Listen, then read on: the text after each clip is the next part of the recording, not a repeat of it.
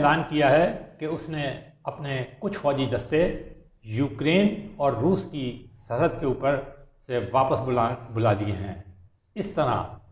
Ukraine کا وہ بحران جو 2 ماہ قبل شروع ہوا تھا اب اپنے منطقی انجام کی طرف بڑھ رہا ہے۔ آپ کو یاد ہوگا کہ ہم نے کہا بھی اور لکھا بھی کہ اس بحران کے دوران کسی قسم کے فوجی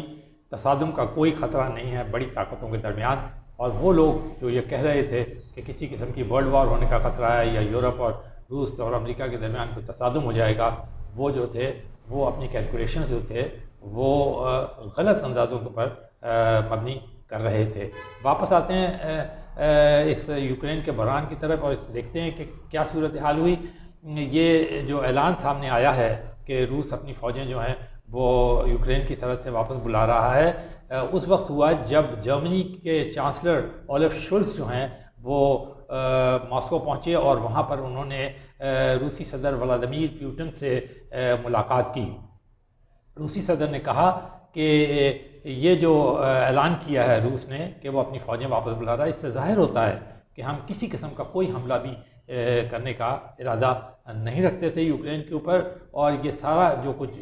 شور مچایا جا رہا تھا یہ مغرب اور امریکہ کی طرف سے روس کو بدنام کرنے کے لیے تھا، اس کی ترقی کو روکنے کے لیے تھا، اس پر پابندیاں لگانے کے لیے تھا، جو کہ اب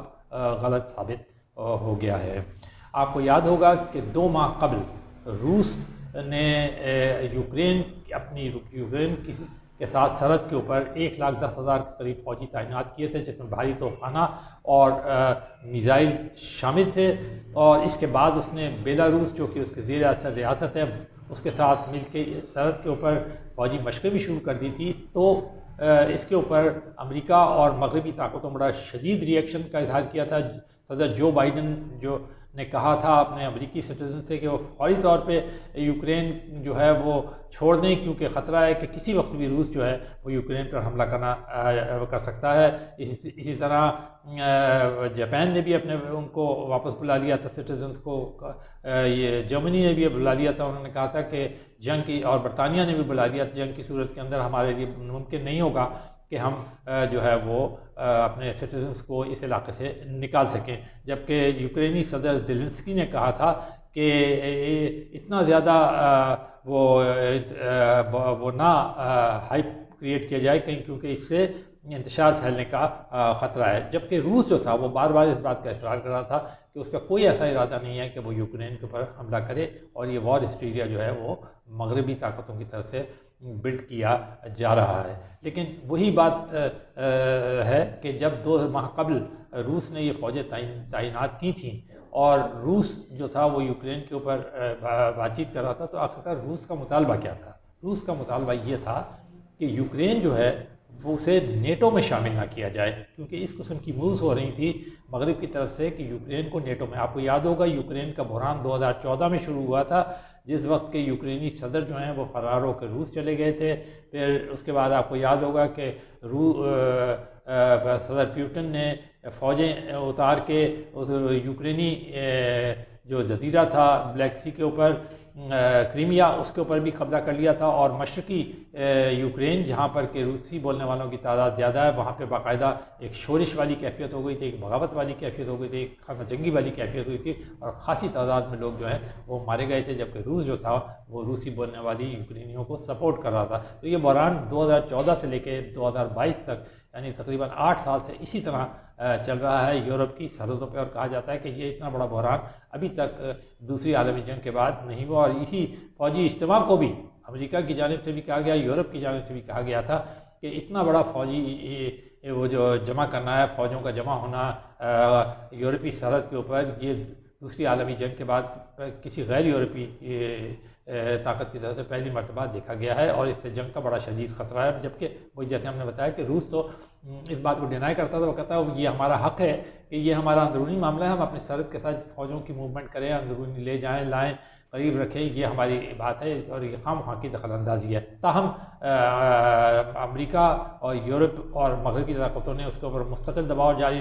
رکھا۔ آپ کو یاد ہوگا اس سلسلے میں سلامتی کونسل کا اجلاس ہوا، صدر جو بائیڈن اور صدر پیوٹن کے درمیان ورچوئل ملاقات ہوئی. صدر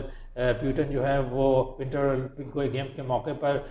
روس کے دورے پر بھی گئے اور وہاں پر صدر شی جن پنگ سے چائنا کے ملاقات کی اور انہوں نے بھی کہا کہ نیٹو کو ایشیا کی جانب ایکسپینشن سے روکا جائے. پھر اس کے بعد کئی اور صدر جو تھے جن میں صدر فرانس شامل ہیں میکرون، وہ بھی روس کے دورے پہ آئے اور انہوں نے بھی صدر پیوٹن سے بات چیت کی اور اس کے نتیجے میں بعد میں انہوں نے یہ کہا کہ ان مذاکرات کے نتیجے میں اب یہ گنجائش پیدا ہو گئی ہے کہ کوئی نہ کوئی بات چیت کے ذریعے اب امن قائم کیا جا سکے. آپ کو یاد ہوگا ہنگری کے صدر بھی روس آئے تھے. اسی طرح برطانیہ کے وزیر اعظم بورس جانسن جو تھے وہ یوکرین آئے تھے. وہاں پر انہوں نے یوکرین کے ساتھ اپنی یکجہتی کا اور اتحاد کا مظاہرہ کیا تھا اور ایک طرح سے تمام نیٹو قوتیں، تمام مغربی قوتیں، تمام یورپی طاقتیں جو امریکہ کی حلیف ہیں وہ یوکرین کے ساتھ کھڑی نہیں. اسی لیے جب یہ فوجی واپسی ہوئی تو یہ سب نے اس کے اوپر ایک طرح سے یہ سب کی فیس سیونگ ہوئی. سب نے یہ کہا، جیسے روس نے یہ کہا کہ دیکھیے اس سے ایک گولی چلائے بغیر بھی ہم نے یہ ثابت کر دیا کہ امریکہ اور اس کے اتحادی جو ہیں وہ غلط ہیں اور یہ تاریخ گواہی دے گی کہ یہ جو ہے ہم نے کوئی حملہ وغیرہ بھی نہیں کیا اور معاملات جو ہیں وہ ٹل گئے. اسی طرح جبکہ اس کا یہ کہنا تھا صدر زیلنسکی کا یوکرین کے کہ ہم نے اپنے اتحادیوں کے ساتھ مل کر جس یکجہتی اور جس اس کا مظاہرہ کیا ہے استقامت کا، اس کی وجہ سے روس جو کے حملے کرنے کی راہ میں وہ رکاوٹ ہوا. تو اس طرح آپ نے دیکھا کہ دونوں سائڈ جو ہیں وہ اپنی اپنی جیت کو کلیم کر رہی ہیں. تو یہ ایک طرح سے اگر آپ یہ کہیے کہ سفارتی جیت ہے کہ نہ اس کی ہار ہوئی نہ اس کی ہار ہوئی اور معاملہ بھی ٹل گیا. ہم نے پہلے بھی آپ سے کہا تھا کہ یہ بہت عرصے پہلے بڑی طاقتوں نے یہ سبق سیکھ لیا ہے کہ جنگ سے کچھ بھی حل نہیں ہوتا. جنگ جو ہے صرف نقصان اور تباہی کا باعث ہوتی ہے،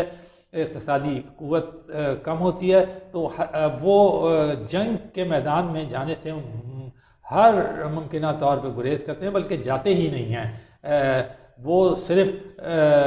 دھمکیاں دیتے ہیں اور باتیں کرتے ہیں، فوجوں کا موومنٹ تک بھی ہو جاتا ہے، لیکن آخر کار بات جو ہے وہ سفارتی سطح کے اوپر ختم ہو جاتی ہے. تو یہ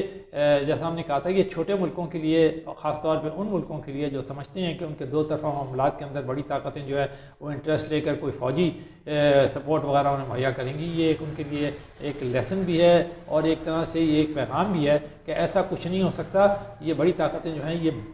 بیانات بھی دیں گی، سب کچھ کریں گی، سلامتی کونسل کے اجلاس بھی بلائیں گی، لگے گا بھی ایسا جیسا کہ وہ بہت قریب ہے، لیکن آخر کار وہ اسی بات کے اوپر جمی رہیں گی کہ جو بھی کوئی بحران یا جو بھی کوئی تنازع ہے یا جو بھی کوئی معاملہ ہے اسے آخر کار بات چیت اور پرامن طریقے سے میز مذاکرات کی ٹیبل پہ بیٹھ کے ہی حل کیا جائے. جیسے کہ یوکرین کا آپ معاملہ دیکھ رہے ہیں کہ آخر کار اتنی فوجیں بھی لگائی گئیں، اتنی سرحد کے اوپر کشیدگی بھی نظر آئی. امریکہ تک نے پولینڈ کے اندر 30,000 مزید فوجی تعینات کر دیے. کہا گیا کہ یہ ہو جائے گا، ورلڈ وار کا خطرہ ہے اور پتہ نہیں کیا کیا اندیشوں کا اظہار کیا گیا تجزیہ کاروں کی طرف سے، اور وہ بہت زیادہ وہ بھی ہوئے، کوئی اس طرف ہو گیا کوئی اس طرف ہو گیا. حالانکہ اصل بات یہ تھی کہ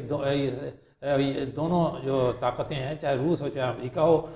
وہ سب بہت اچھی طرح جانتے ہیں کہ جنگ کے کتنے خطرناک نتائج ہوتے ہیں اور کتنی زیادہ تباہ کاری ہوتی ہے. اس لیے بہترین بات یہی ہے کہ حل پرامن طریقے سے اور بات چیت کے ذریعے اور سفارتی طرح سے ہی نکالا جائے.